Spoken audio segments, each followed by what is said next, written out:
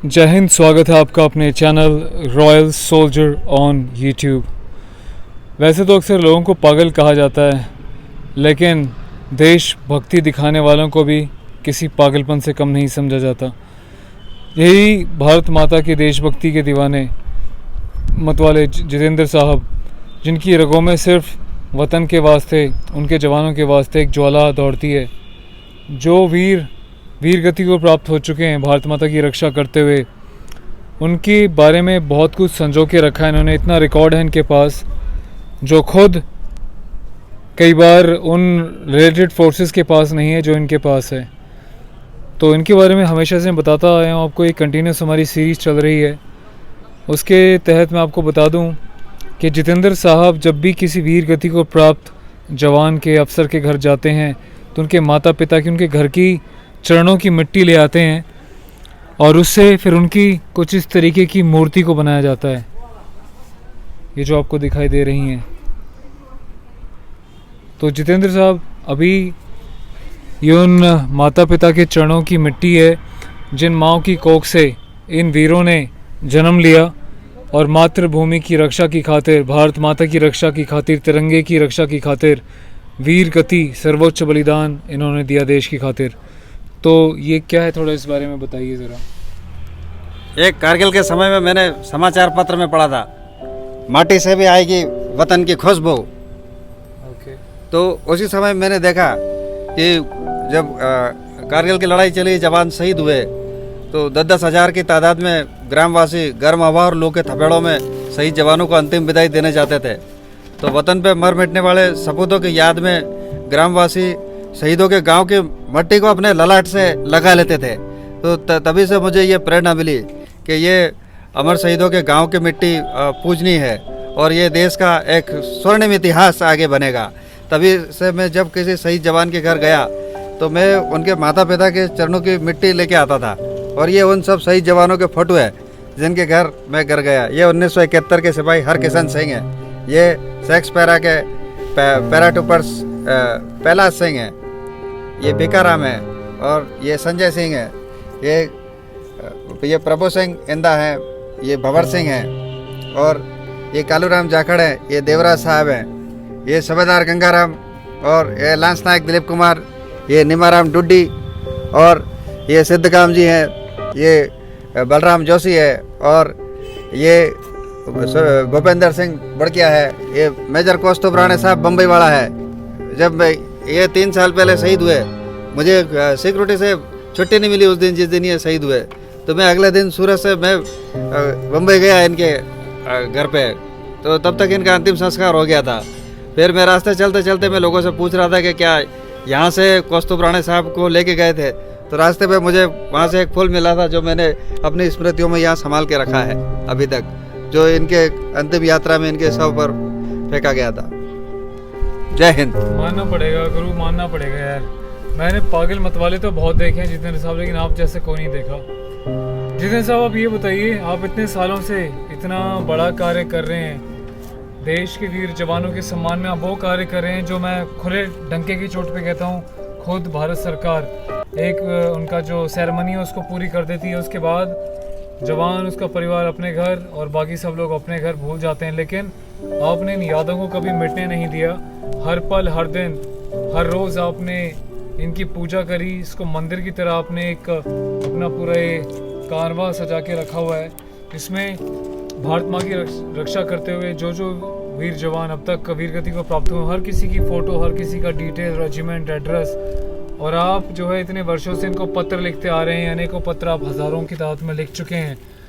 तो आपके बारे में खैर मेरे पास शब्द ही नहीं है। आपका एक वीडियो मैंने बनाया था जो अपने चैनल रॉयल सोल्जर के माध्यम से मैंने देश को दिखाया, हालांकि जब तक मैं आपसे मिला नहीं था। पर मुझे गर्व है इस बात का कि लोगों ने मेरी बात को यकीन माना कि अगर रॉयल सोल्जर ने कोई चीज़ दिखाई है तो यकीनन बिल्कुल सत्य होगी, और दिल खोल के आपकी हेल्प करने का प्रयास करा। मात्र 50,000 लोगों ने उस वीडियो को अब तक देखा है, लेकिन फिर भी आपके पास इतनी मदद आई कि आप मात्र जो है एक सिक्योरिटी गार्ड की नौकरी कर रहे थे। लॉकडाउन के चलते आपकी जॉब भी छूट गई थी, कोई रोज़गार नहीं था, और आपकी जो माली तंगी इतनी ज़्यादा थी क्योंकि आप कमाते हैं सिर्फ अपना पेट भरने के लिए, बाकी कार्य आप जो है सारा इन फ्रेम्स पे बनाने में, मूर्तियाँ इन सबको मेंटेन करने में, इन सब पे आप खर्च कर देते हैं। और आपकी सैलरी देखा जाए तो मात्र बहुत ही ज़्यादा कम है, बहुत ज़्यादा कम है। 8-9 हज़ार रुपये सैलरी में कुछ भी नहीं होता, लेकिन फिर भी आपका जो जज्बा है वो मुझे लगता है कि करोड़ों के साथ अगर तोला जाए तो भी कम पड़ जाए। तो आप मुझे बताइए क्या क्या कठिनाइयों का सामना करना पड़ता है आपको माली तंगी से, और आपका एक सपना है कि आप अपना एक म्यूज़ियम बनाएं। आप जिस निष्काम भाव से ये कार्य कर रहे हैं बिना किसी लालच के, ना तो आप किसी राजनीतिक दल वालों को अपने यहाँ पे आने देते हैं, ना ही ऐसे फेक लोगों को अपने पास आने देते हैं, क्योंकि आपका बहुत फ़ायदा भी उठाया गया है। तो आपसे पहले बताइए किस तरीके से लोगों ने आपका फ़ायदा उठाया, आज तक शहीदों के नाम पे कितना गिर गए हैं लोग, थोड़ा सा बताइए खुल के प्लीज़।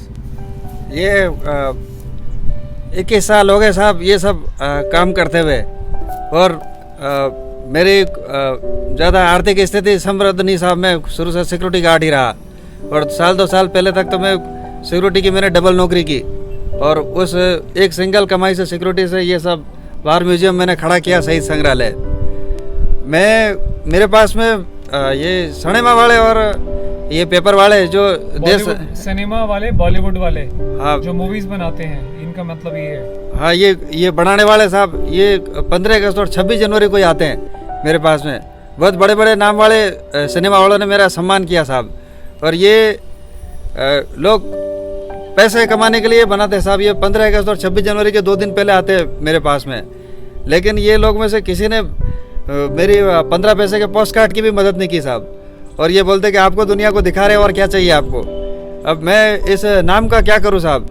इस 21 साल में बहुत सारे समाचार पत्रों में मेरी न्यूज़ हाईलाइट हुई, लेकिन आज इतने दिन के बाद में जब इस कोरोना काल में मेरी नौकरी भी चली गई, जब मेरा ये आप रॉयल सोल्जर साहब से संपर्क हुआ साहब, उसके बाद ने आपने ये सब मेरी जानकारी देश दुनिया में पता नहीं कहाँ कहाँ डाल दी साहब। मेरे को तो ज़्यादा समझता नहीं, पर ये रॉयल सोल्जर साहब से जो ये 2 लाख रुपए का जो मेरे को ये हेल्प आया, ये मेरे अकाउंट में इतने सारे पैसे पूरे जीवन में मेरे 41 साल में पहली बार आए, और ये मेरे लिए बहुत ही सम्मान की बात है। जो मैंने अभी तक संभाल के रखे उसमें से एक पैसा नहीं खर्चा साहब। ये आगे जाके मैं इस मेरी 11 कुंटल इस धरोहर को मैं सजा कर रखना चाहता हूँ, और आने वाले भारत को सच्ची देशभक्ति की प्रेरणा देना चाहता हूँ। और इसके लिए अभी मेरे सिक्योरिटी की सैलरी 9,000 रुपये है, तो ये मेरी हैसियत में शामिल नहीं। मुझे एक शहीद हॉल बनाना है जहाँ मैं इन शहीदों की मूर्तियों को और अपनी स्टेशनरी को